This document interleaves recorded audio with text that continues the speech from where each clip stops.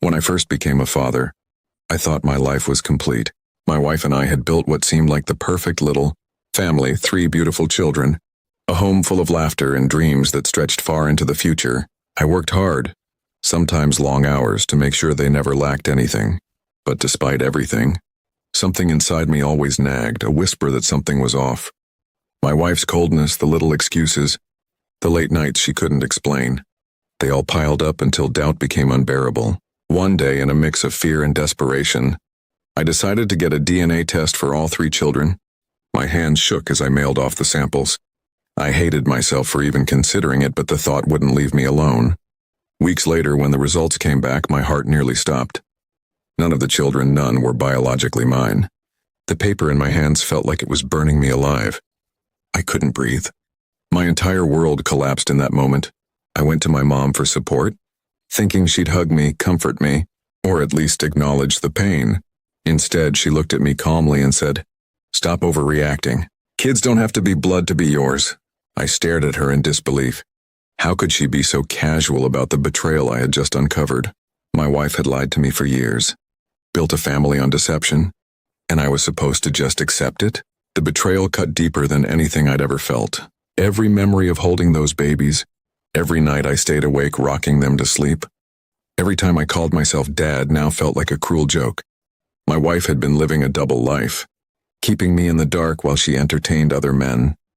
I confronted her with the DNA results, and at first she tried to laugh it off, saying the test must be wrong. But when I pressed harder, the truth slipped from her lips. She had been unfaithful for years. I was devastated, but she didn't even look guilty. Instead, she tried to manipulate me, telling me that I was still the only real father the children knew, and that leaving would make me look heartless. That's when the anger took over. She had stolen years of my life, my trust, and my peace of mind. I wasn't going to let her walk away unscathed. The first step of my revenge was quiet. I spoke to a lawyer. We gathered everything, the DNA reports, her text messages, her late-night absences. The lawyer told me this case could blow up in my favor. Not only could I divorce her, but I could also avoid paying child support since the kids weren't biologically mine. For once, the law was on my side. When I filed for divorce, my wife was blindsided. She screamed, begged, and threatened me all at once. But I had already shut off my emotions toward her. She thought I'd never have the courage to walk away. But she underestimated how betrayal hardens a man's heart. Then came the family fallout.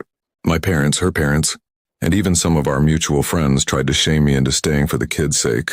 They said things like, "Blood doesn't matter and don't punish the children." But not one of them seemed to care that I had been lied to and humiliated for years.